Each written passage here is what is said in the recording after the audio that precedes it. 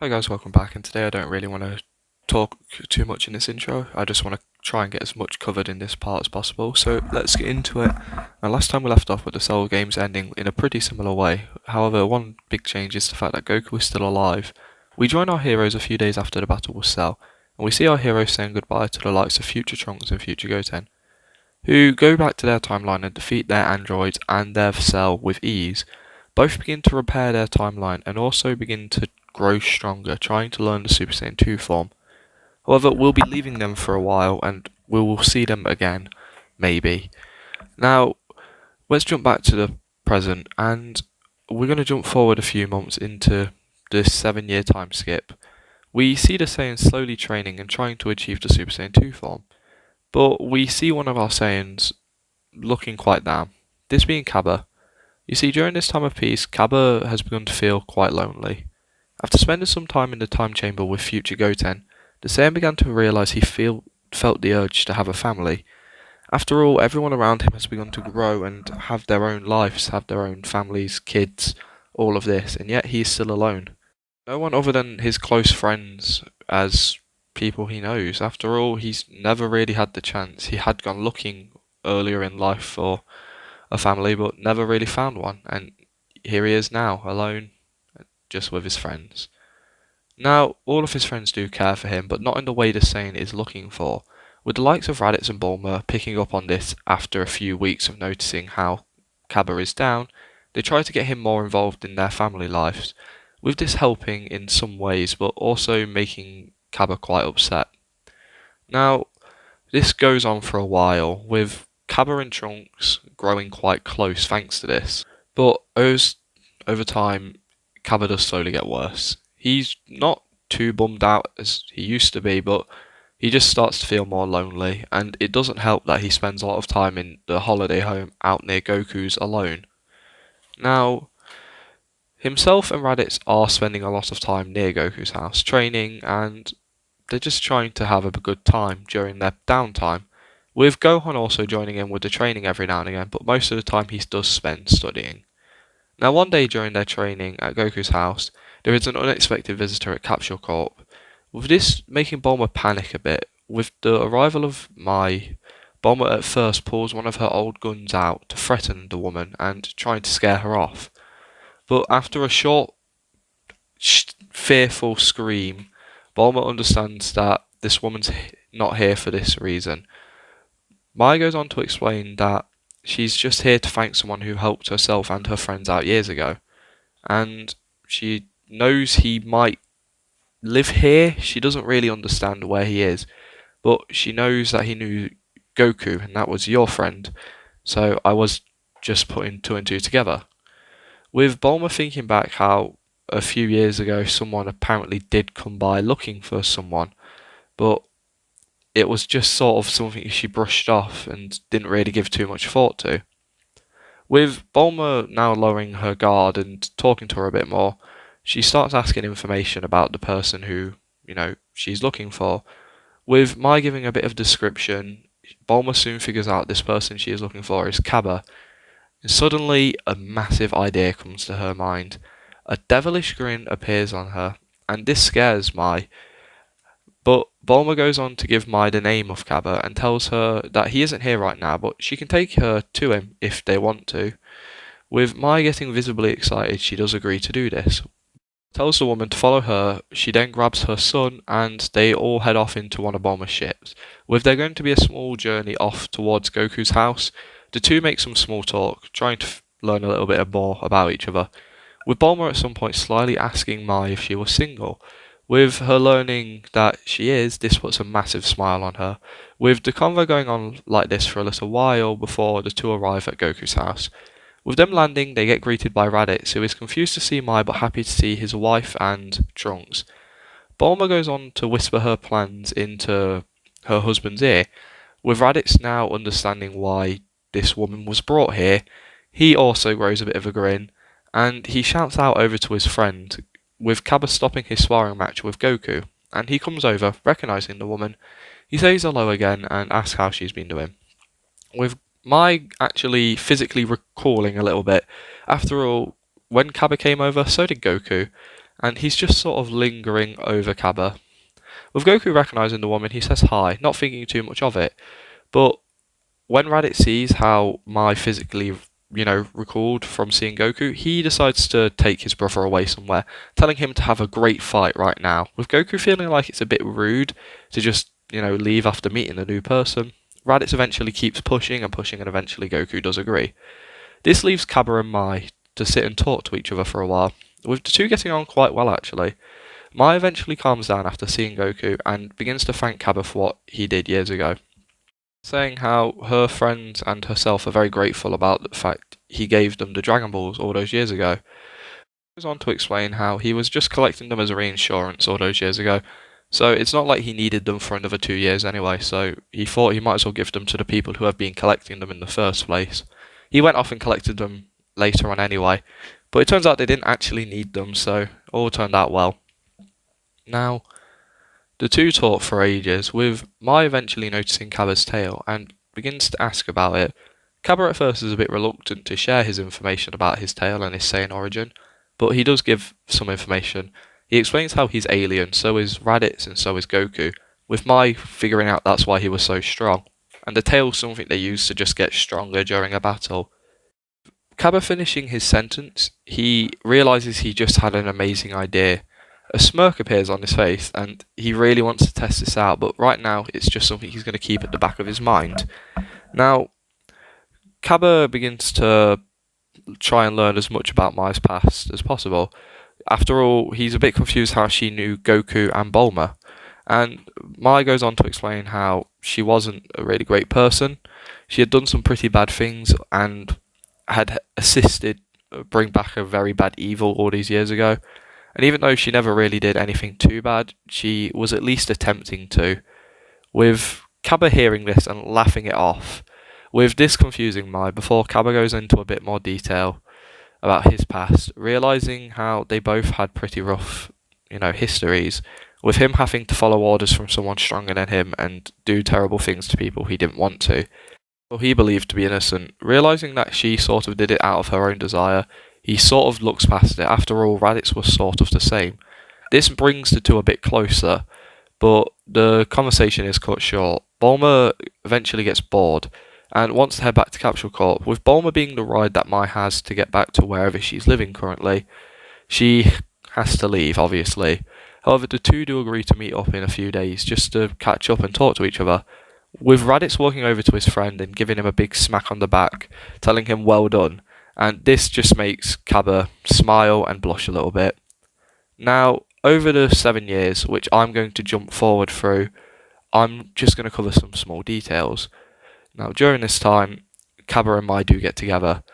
They probably get married some point during the 4-year mark. And I know some people were asking in the last part, would do the two have kids? And the answer is yes. About a few months after they had got married, Mai does fall pregnant, and they give birth to a young boy named Harrow. The name meaning behind this is Man of Spring, with this being a pun with his father's name. After all, cabbages grow in spring, so I had a bit of fun with that name, and it's nothing too complicated, and it just works quite easily. Now, some other things I want to cover during the time skip are things such as all the Saiyans achieving Super Saiyan 2 form. Alongside this, Cabba and Mai have permanently moved into the holiday house that Bulma had built for herself years ago, which was her wedding present to the two.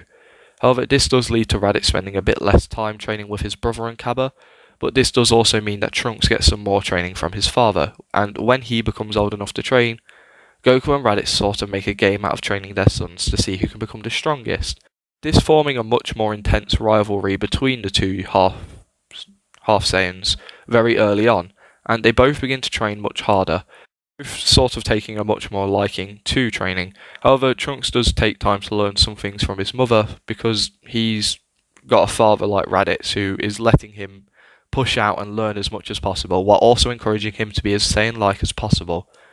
Now, alongside this, Gohan's school life does go pretty much normal, with him meeting a Videl, who eventually gets some training from Gohan after figuring out his secret identity. Keep in mind, Mr. Satan still took the credit for the victory over Cell years ago, and eventually the sound of a tournament comes around to the Sun House, With Goku thinking this would be a fun way to get everyone involved and just, meet up for the first time in years, he gets all of his friends together and asks them if they would all like to enter the tournament.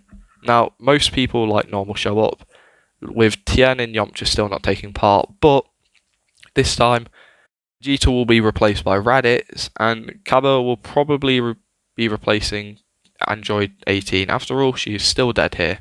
Now, training does go through with all of this, and for the most part, things here do go kind of normal. I do want to say that Goten probably won the kids' division though. Thanks to the fact he's slightly older, he had a bit more of a reach on Trunks during their battle, meaning that he landed a heavier hit on him earlier on, which led to him winning. Now, the two cousins do have a good time because of this, and this actually motivates Trunks to train a bit harder. Now, I want to do a quick rapid fire round of the tournament, so let's get through it. Krillin shreds Pintar. Following like normal, Piccolo pulls out of this fight with Shin. Videl then fights Spopovich, and this goes in the favour of Videl, with the young girl coming out of her match but still very heavily injured and she can hardly move.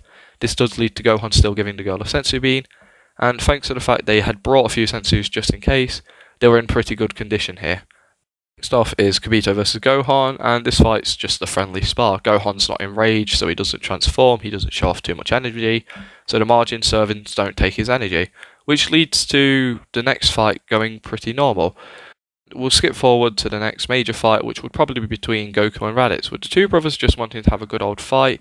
They aren't too subtle about it. They begin to have a lot of fun and clashing against one another, showing off more and more energy as they slowly fight, and even showing off more energy than Gohan and Kibito did. With this being the best thing shown, the margin servants see this as the best opportunity they've got. They figure out which one's giving off more energy and then attack him. They go after Goku, who's just showing off a slight bit more energy than Raditz, and Shin, like normal, holds Goku in place, and the two margins fly off at the small amount of energy they got from a base form Goku. Now, thanks to the fact they shocked everyone and Shin was holding him in place, this did work, and the two margins are about to be shot down by Raditz, but he is soon stopped by Shin and Kibito, who explain the situation, with this calming down Raditz, even though he's still slightly pissed off his fight was interrupted, and everyone heads off, with Goku getting healed up by Kibito, and everyone still heads off. The main group do head off, not the kids this time, they stay here. Videl does try to follow like normal, however, she just can't keep up with everyone and eventually gets outmatched, with Gohan telling her to just stay back at the tournament and watch over the kids. Now things here go like canon. The margins give the energy they collected to Babidi, and then they also get killed for the extra bit of energy they had, with Deborah like normal attacking the group, killing Kibito, seeing how he's quite strong, and seeing how they actually need quite a lot more energy, they decide to get rid of some of the stronger fighters to be able to drag out the fight for longer, with Kibito choosing to spit on both Goku and Raditz, sensing that they are the strongest of the group right now. Now, knowing that they just need to drag out the fight for a while, Deborah now leaves, hoping that this will enrage the people who are there and make them show off more energy.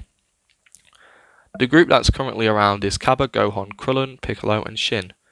With the fighters heading into the ship, knowing that they will need to kill Deborah to save both Goku and Raditz, everyone is ready. Gohan looks over to Krillin, telling him to collect everyone from the World Tournament and move them up to Kami's Lookout. It's probably going to be the safest place for them to be in case things go south. Krillin agrees to do this and heads off towards the tournament grounds, collecting everyone and starting to take them all up to Kami's Lookout. Now everyone who's surviving, being Cabba, Gohan, Piccolo and Shin, all decide to head off into the ship, and they are met by the same things that the group are in canon, and they decide to settle it the same way as they did in canon. The game of rock, paper, scissors, and the first round Cabba wins, meaning he's up against Pui Pui. And this is settled very easily. Much like in canon, he takes him down with only a few hits, much like Vegeta did in canon even. Next up, Piccolo fights Yakon, with Piccolo having to try a lot harder in this battle than Goku did in canon, which does lead to him giving off a bit more energy. However, he does win with a good amount of ease. Finally, much like canon, it's Gohan versus Deborah. With Gohan understanding that he needs to finish this fight fast without giving off too much energy, he jumps up to Super Saiyan, trying not to give off a lot of energy but also making sure he has the power to end the fight as fast as possible. With Deborah sensing the energy Gohan is producing, he decides that he needs to play as defensively as possible to make the fight drag out as long as possible.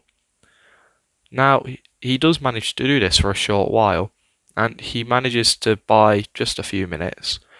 And over with Babidi, he's only managed to get about 60% on Boo's egg. Nowhere near enough, however, he does have two ideas. The first one is to try and control one of the fighters present, hoping that when he takes control of their mind, it will lead to them giving off loads more energy. But it doesn't really work.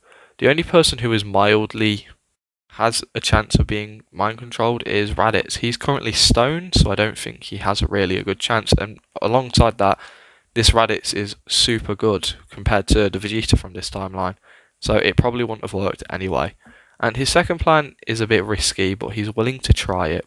He telepathically contacts Dabura, telling him to stop the fight, with Dabura managing to do so thanks to his spit putting some distance between himself and Gohan.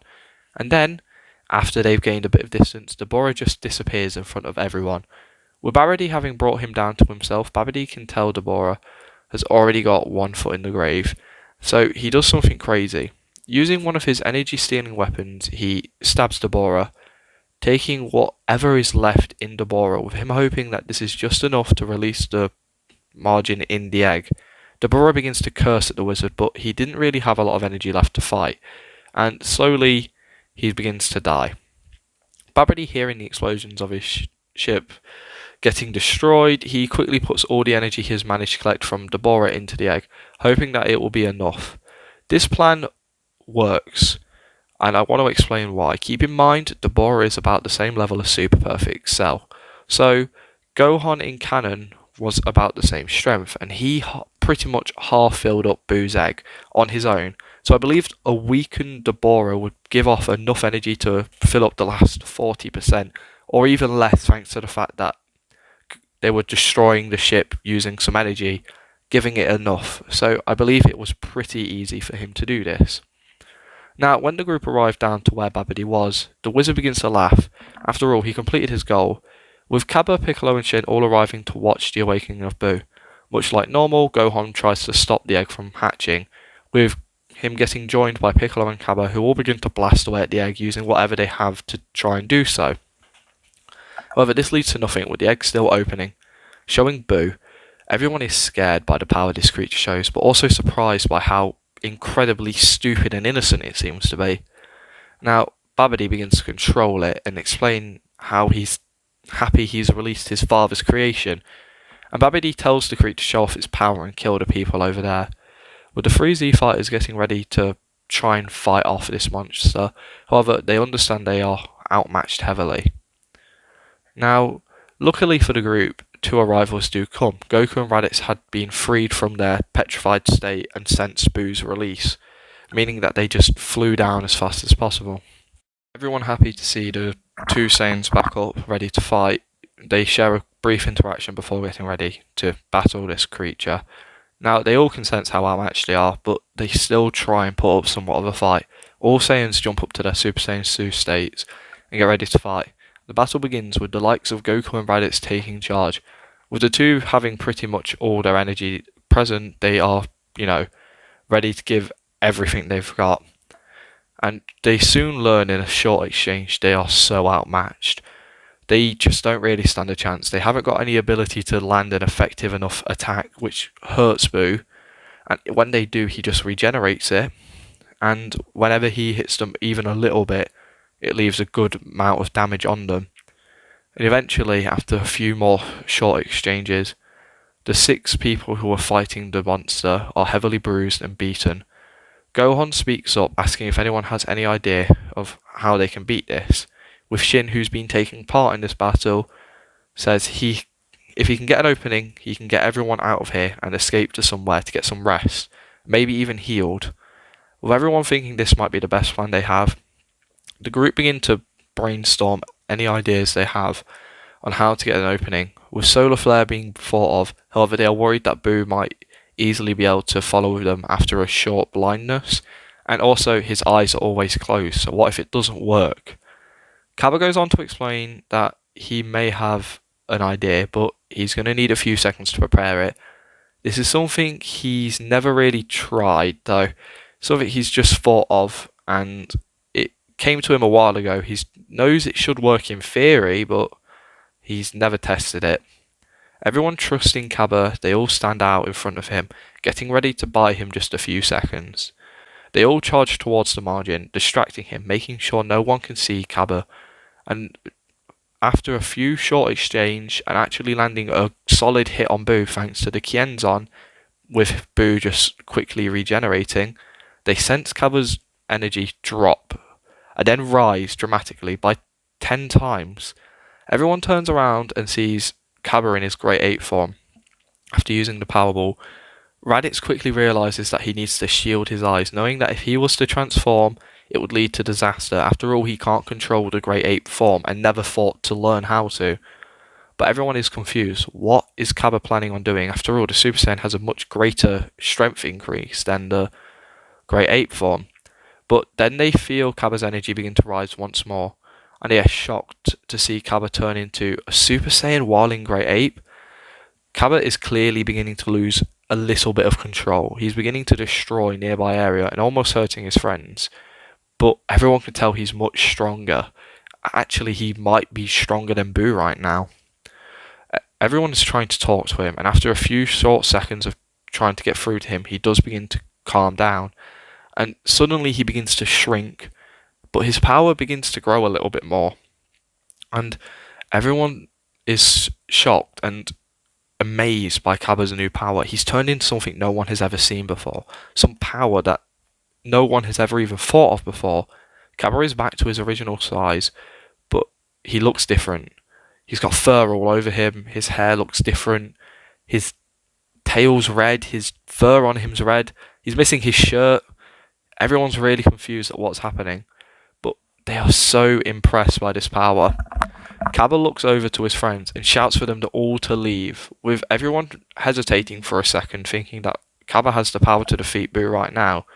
But then they sense Cabba's energy dropping dramatically every few seconds. It's clear that he isn't used to this new form, and he's going to need just a few seconds to get them a chance to escape. With everyone understanding this to be their best shot, they all leave, shouting out for Cabba to do his best, with him giving a thumbs up, and they all leave, grabbing hold of Shin, who teleports them to the world of Kai's. But back on Earth, Cabba is in his Super Saiyan 4 form. He stands there, and his power is felt across the entire planet. Anyone who can sense Ki is being confused and amazed by this power.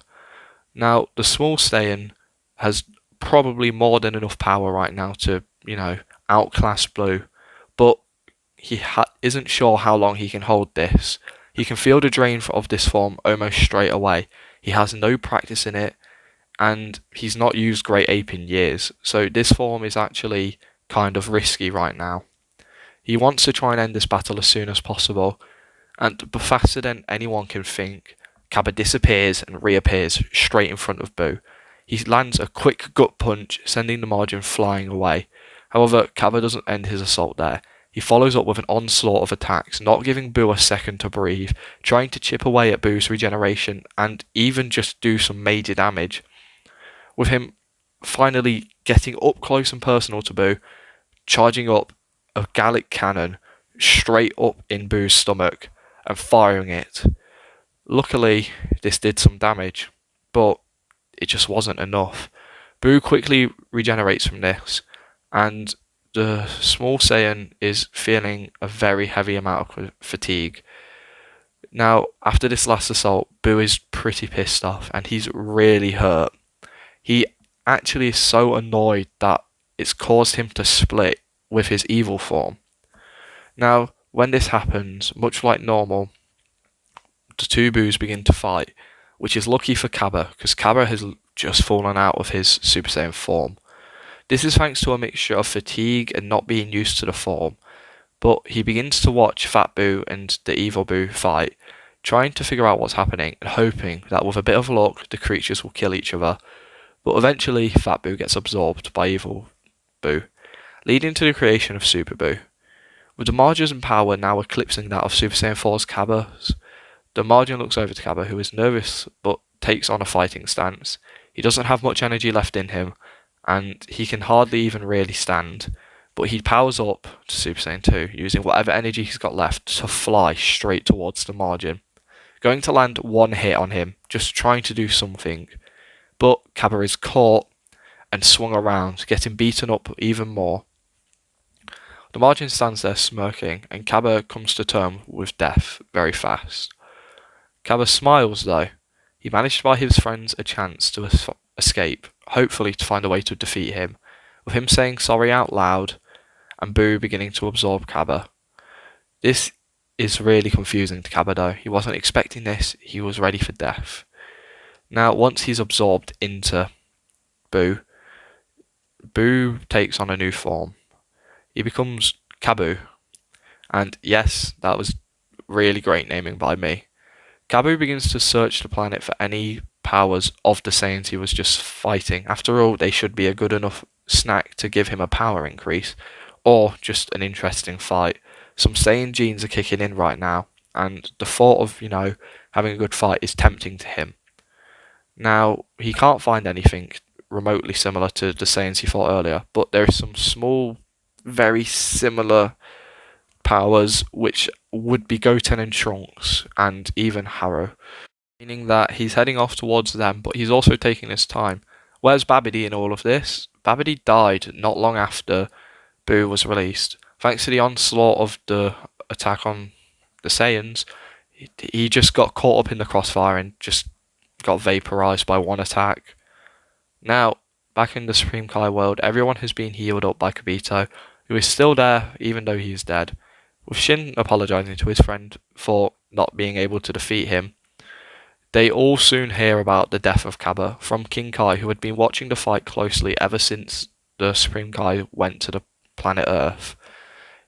King Kai goes into detail explaining how the Saiyan fought until the very end, but now Boo is on the move and he's heading off towards everyone else.